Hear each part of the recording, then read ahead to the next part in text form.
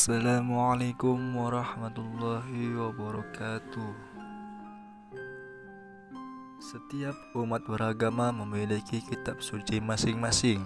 Salah satunya yaitu Al-Quran, yang tentunya sudah kita ketahui bahwa Al-Quran merupakan kitab suci umat Islam. Al-Quran merupakan wahyu Allah Subhanahu wa Ta'ala yang diturunkan kepada Nabi Muhammad SAW, yang dengan membacanya merupakan suatu ibadah. Untuk itu, kita sebagai umat muslim harus mengetahui bagaimana sejarah turunnya Al-Quran. Sejarah diturunkannya Al-Quran, Allah Subhanahu wa Ta'ala menurunkan ayat pertama Al-Quran pada bulan Ramadan. Meski ada sejumlah perbedaan, namun mayoritas ulama berpendapat 17 Ramadan atau 13 tahun sebelum Hijriah dipercaya sebagai malam nuzul Al-Quran atau turunnya Al-Quran. Sebagaimana meyakini tanggal tersebut bertepatan dengan 10 Agustus 610 Masehi. Al-Quran diturunkan oleh Allah Subhanahu wa Ta'ala melalui malaikat Jibril kepada Nabi Muhammad SAW di Gua Hira, Mekah, Arab Saudi. Setelah itu, Al-Quran turun secara berangsur-angsur selama kurang lebih 23 tahun. Sebagian meriwayatkan Al-Quran turun selama 22 tahun, 2 bulan, 22 hari. Selama itu, Al-Quran difirmankan Allah Subhanahu wa Ta'ala kepada Muhammad sebanyak 30 juz atau 114 surat atau sekitar 6.666 ayat. Al-Quran sendiri turun di 2 tempat, yaitu di Mekah yang kemudian ayatnya disebut Makkiyah, dan Madinah kemudian ayatnya disebut Madaniyah. Turunnya Al-Quran terjadi melalui 3 tahapan. Yang pertama, Lauhul Mahfuz ke Baitul Izza. Riwayat pertama menyatakan Al-Quran diturunkan secara langsung dari Lauhul Mahfuz ke Baitul Izza atau langit dunia.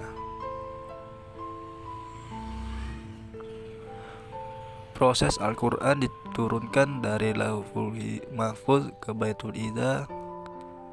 Inilah tahap pertama Al-Quran diturunkan.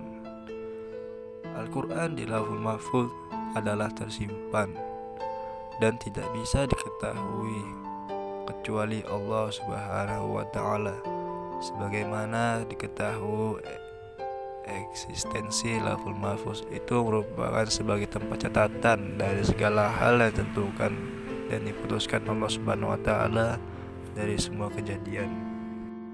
Yang kedua, dari Baitul Izza ke bumi.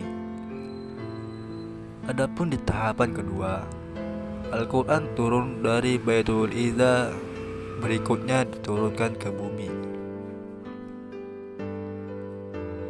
Setiap peristiwa itu disebut menjadi asbabul nuzul, yaitu sebab muasal diturunkannya Al-Quran berkaitan dengan peristiwa tertentu.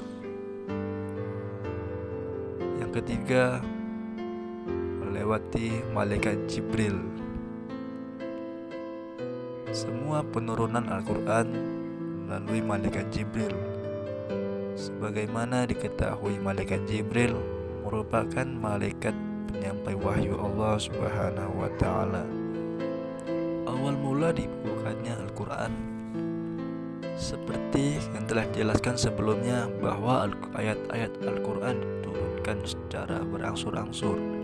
Pada saat itu kertas belum ada di Arab, meskipun sudah ditemukan di Cina. Karena Nabi Muhammad SAW tidak bisa membaca dan menulis, maka ketika menerima wahyu, beliau langsung menyampaikannya kepada para sahabat. Para sahabat lalu menghafalkannya di luar kepala. Bagi yang bisa menulis, diminta untuk menuliskannya di atas kulit pohon, batu, kain, dan kulit hewan. Pembukuan Al-Quran pertama kali dilakukan pada masa Abu Bakar As-Siddiq atas usulan dari Umar bin Khattab.